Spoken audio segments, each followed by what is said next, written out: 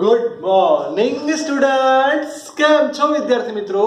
દોસ્તો, બહુ જ આઈએમપી ટોપિક, એટલો સરસ ટોપિક કે જેનું નામ છે બૂંદ અને પરપોટો, ડ્રોપ એન્ડ બબલ. સૌથી પહેલું તમને એવું થાય કે કોઈ પણ પ્રવાહી એ ગોળાકાર કેમ રહે છે? તમે પાણીમાં હાથ ડુબાડો, આમ છાંટા નાખો તો એના બધા જ બૂંદ ગોળાકાર અથવા અધિવલય અથવા તો પરવલયાકાર બની જશે, ઉપવલયાકાર બની જશે. કારણ કે દોસ્તો, હંમેશા પ્રવાહી પોતે એવો પ્રયત્ન કરે કે એનું ક્ષેત્રફળ લઘુત્તમ રહે. રિપીટ દોસ્તો, એનું ક્ષેત્રફળ લઘુત્તમ રહે, એટલે અહીં બધો ખેલ ક્ષેત્રફળનો થવાનો છે. દોસ્તો ધ્યાનથી સમજજો, દરેક શબ્દને ધીરે ધીરે સમજાવું છું. સૌથી પહેલા દોસ્તો, હું કોઈ એક બૂંદ વિચારી લઉં. બૂંદ છે એટલે તમે સમજી ગયા છો કે અંદરના વિસ્તારમાં પાણી છે, બહારના વિસ્તારમાં હવા છે. જો આ એનું સેન્ટર દોસ્તો, તો એની અંદરનું દબાણ એટલે પી ઇન્ટરનલ એટલે પીઆઈ. નામ આપું છું પીઆઈ એટલે પ્રવાહીની સપાટીનું અંદરનું દબાણ. નામ છે પીઓ, પ્રવાહીની સપાટીનું બહારનું દબાણ. દોસ્તો આ પીઓ થવાનું. જે બૂંદ છે, ધારી લો કે બૂંદની ત્રિજ્યા દોસ્તો કેપિટલ આર. આટલું તમારા મગજમાં ક્લિયર થઈ ગયું કે સર બૂંદ ક્લિયર, ત્રિજ્યા તૈયાર, અંદરના બહારના દબાણ તૈયાર. તો તમને આને જોઈને એવો આઈડિયા થોડું કે દોસ્તો ત્રિજ્યા આપી એટલે જો એનું ક્ષેત્રફળ વિચારું તો 4πr², તો મને બળ મળી જાય. કઈ રીતે? તો સૂત્ર યાદ કરો, દબાણ એટલે pressure, force by area. So force is equal to pressure into area. પણ દોસ્તો અહીં પી નહીં લખાય, ડેલ્ટા પી લખાશે, કારણ કે દબાણમાં ફેરફાર થશે. વાત પરપોટાની ઇમેજિન કરો કે પરપોટો હોય ધીરે ધીરે ફૂલવાનો ટ્રાય કરે. કેમ ફૂલે? કોઈ વસ્તુ ફૂલે ક્યારે? જ્યારે અંદરનું દબાણ, ધ્યાનથી સાંભળજો, અંદરનું દબાણ બહારના દબાણ કરતા વધારે હોય. અંદર પૂરેપૂરી તાકાત લાગશે એટલે આ દરેક સપાટી ઉપર દોસ્તો એને ફૂલવા માટે તાકાત લગાડે કે જે બહારની તરફ લઈ જાય. એટલે કે આની ત્રિજ્યા વધશે, ફૂલશે. તો મને આની ઉપરથી એ ખબર પડી ગઈ કે Fm9 ડેલ્ટા પી એટલે પીઆઈ માઇનસ પીયુ અને એનો એરિયા 4πr². મારા મગજમાં બળ મળી ગયું. તમને થાય બળ કેમ શોધ્યું? હવે દોસ્તો એવું કહું કે આ પરપોટો ફૂલવાની શરૂઆત થઈ કે બૂંદ ફૂલવાની શરૂઆત થઈ, એ દોરો કે આટલો બૂંદ ફૂલી ગયું. જો હું એને મારી ભાષામાં ક્લિયર કરવા જાઉં તો દોસ્તો આ જે ભાગ છે એ એની ત્રિજ્યામાં થતો ફેરફાર લખાય. દોસ્તો ધારો કે એની ત્રિજ્યામાં થતો ફેરફાર ડેલ્ટા, સૂક્ષ્મ ફેરફાર થયો ડેલ્ટા આર.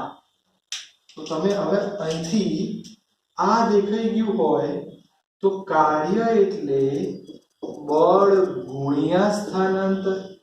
તમે સમજી ગયા દોસ્તો? બળ એટલે સ્થાનાંતર. તમે જોઈ શકો છો કેટલું સ્થાનાંતર થયું, સૂક્ષ્મ સ્થાનાંતર એટલે ડેલ્ટા આર. તો તમારી પાસે કાર્યનું સૂત્ર તૈયાર, F તૈયાર છે, P I minus P U 4πr² delta R.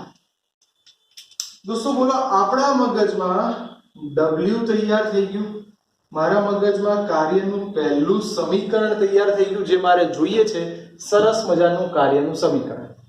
Sir clear? Number 2, આ આવડે તો બીજી શક્યતા વિચાર. દોસ્તો આ થઈ દબાણના આધારે વાત. કોના આધારે વાત? દબાણના આધારે. અને હવે જો પૃષ્ઠતાણના આધારે સમજવાનો ટ્રાય કરું તો મને પહેલા એ સમજાવો કે દોસ્તો શરૂઆતમાં અહીં મિક્સ ના કરતા, એટલે આનો બાયફર્કેટ કરી દઉં છું, એક લાઈન પાડી દઉં. તમને મજા આવશે, બહુ જ શાંતિ સમજો, બહુ જ સરસ વસ્તુ છે. શરૂઆતમાં એટલે કે પ્રારંભિક ક્ષેત્રફળ કેટલું લખ્યું? 4πr². અને હવે દોસ્તો હવેની ત્રિજ્યા કેટલી લખાશે? r plus delta r. तो 4 pi as it is r plus delta r no whole square. તો આની ઉપરથી ક્ષેત્રફળમાં થતો ફેરફાર, ક્ષેત્રફળમાં થતો ફેરફાર જેને દોસ્તો ડેલ્ટા a કહેવાય, એટલે a2 a1. ચલો હું કિંમત મૂકવા જાઉં બેટા, તો a2 મારી પાસે તૈયાર છે 4 પાઈ. આનો વર્ગ કરો દોસ્તો, r² plus 2r delta r plus delta r² minus a1 પ્રારંભિક ક્ષેત્રફળ 4 પાઈ r². હું આગળ કઈ બી ગણતરી કરી કરીશ એ પહેલા આને હું ચોખવટ કરી દઉં કે દોસ્તો ડેલ્ટા r તો બહુ જ સૂક્ષ્મ હતું, એટલે આ ભાગ અતિ સૂક્ષ્મ હોવાને કારણે એને અવગણવો પડશે, ધ્યાનમાં લેવો નહીં. તો મારી પાસે દોસ્તો ડેલ્ટા a બરાબર 4 પાઈ, બોલો દોસ્તો, r² plus 2r delta r minus 4 pi r². દોસ્તો બંનેમાંથી 4 પાઈ કોમન નીકળી જાય, r² 2r ડેલ્ટા r. અહીં 4 પાઈ કોમન નીકળી ગયું છે એટલે r² રહેશે, તો r² કટ, તો ક્ષેત્રફળનો ફેરફાર 4 દુ 8 પાઈ r ડેલ્ટા r. દોસ્તો મજાની વાત કે ક્ષેત્રફળનો ફેરફાર કેમ શોધ્યો? તો તમે પૃષ્ઠતાણ એટલે s અથવા t કો એનું સૂત્ર ભણી ગયેલા કે પૃષ્ઠતાણ એટલે કાર્ય ભાગ્યા ડેલ્ટા a. દોસ્તો ફાયદો થયો, w બરાબર s ઇન્ટુ ડેલ્ટા a. તો મારી પાસે w તૈયાર. બોલો દોસ્તો s ની વેલ્યુ, તો s તો પૃષ્ઠતાણ છે, delta a 8 pi r delta r. તમારી પાસે જોત જોતામાં કાર્યના બે સમીકરણ આવી ગયા. આ થિયરીની સૌથી મસ્ત ખાસિયત કે તમે બે રીતે કાર્ય શોધી કાઢ્યું, આ દબાણના આધારે અને આ પૃષ્ઠતાણના આધારે. બે કાર્ય મળી ગયા, બંનેના સૂત્ર સરખાઈ દો, તમને કઈક સમીકરણ મળી જશે. ચલો બંનેની દોસ્તો સરખામણી કરવા જઈએ તો આ પદને લખી દો pi minus po 4 pi r² delta r, અહીંયા s 8 pi r delta r. દોસ્તો જુઓ શાંતિથી કેટલા પદ કટ થઈ ગયા, delta r cut, 1 r cut, pi pi cut, 4 દુ 8 cut. that means pi minus po, એક r રહેશે આ સાઈડ 2s. આ r ને નીચે લઈ દો દોસ્તો તો એક બહુ જ મોસ્ટ આઈએમપી સૂત્ર તૈયાર, pi minus po is equal to 2s by r. કેટલીક જગ્યાએ પૃષ્ઠતાણને t સિમ્બોલ આપે તો પણ તમને આ સમીકરણ પાક્કું થઈ જવું જોઈએ. દોસ્તો બહુ જ અગત્યનું સમીકરણ, કોની માટે? તમે આખી થિયરી બૂંદ માટે સાબિત કરી છે. કોની માટે? બૂંદ. બૂંદ માટે સૂત્ર પાકું કરી દો, pi minus po is equal to 2t by r. pi minus po is equal to 2t by r. pi minus po is equal to 2t by r. આ જ રીતે દોસ્તો હું પરપોટો શબ્દ વાપરું. કોની વાત કરું છું? પરપોટા માટે. પરપોટો ક્યાં હોય? હવામાં હોય. જો પરપોટો હવામાં હોય તો પરપોટોની અંદર બી હવા, બહાર બી હવા. તો પરપોટા માટે દોસ્તો બે મુક્ત સપાટી હોવાથી સૂત્ર pi માઇનસ po. દોસ્તો આને બે વડે ગુણી કાઢો એટલે તમારી પાસે આનું બીજું સમીકરણ બી તૈયાર, 4t by r. કોની માટે દોસ્તો? પરપોટા માટે. દોસ્તો જ્યારે બી બહુ સારું પેપર કાઢવું હોય તો આ થિયરી 3 કે 4 ગુણની મોસ્ટ આઈએમપી થિયરી. એવું કહેવાય કે આની થિયરી ક્યાં તો આના દાખલા ક્યાં તો આના એમસીક્યુ હોય જ, કારણ કે પૃષ્ઠતાણનો બી કન્સેપ્ટ ક્લિયર થાય, દબાણનો બી કન્સેપ્ટ ક્લિયર થાય, એટલી સરસ થિયરી. सूत्र पाकू करो, PI minus PO is equal to બુંદ માટે 2T/r, પરપોટા માટે 4T/r. આનો એક દાખલો જોઈએ કે સર 12 mm વ્યાસ વાળું, ચલો વ્યાસ છે એટલે હું ત્રિજ્યા લખું એટલે d/2, 1 mm એટલે 10⁻³ મીટર. કેસ નળીમાં 8 સેન્ટીમીટર ઊંડાઈ એટલે હાઈટ 8 સેન્ટીમીટર એટલે 8 × 10⁻² મીટર. પૃષ્ઠાણ આપ્યું છે અને પી આપ્યું છે, તો મારે આગળ એનું દબાણનો ફેરફાર કેટલો થાય. તો દોસ્તો અહીંયા ધ્યાનથી સમજજો, પ્રવાહીની અંદર છે. જ્યારે પરપોટો પ્રવાહીની અંદર હોય એટલે એની પાસે હવા એક જ જગ્યાએ અંદર, બહાર તો પાણી છે કારણ કે અંદર ડૂબેલો છે. પરપોટો હવામાં હોત તો 4T/r, અંદર હોય તો 2T/r. તો સૂત્ર PI minus PO is equal two 2T/r. 2 T ની જગ્યાએ દોસ્તો પૃષ્ઠાણ તમને આપ્યું 7.2 × 10⁻². આ ત્રિજ્યા તમારી પાસે તૈયાર છે 10⁻³ દોસ્તો. આનું કેલ્ક્યુલેશન કરશો એટલે તમારી પાસે પીઆઈ માઇનસ પીઓ 146 આટલા પાસ્કલ આવી જાય. બહુ ઇઝીલી કેલ્ક્યુલેટ કરી નાખ્યું. મેં શું કર્યું, આ મીંડું કાઢ નાખ્યું, 10⁻³ 10⁻³ કટ, 73 × 146 કામ થઈ ગયું.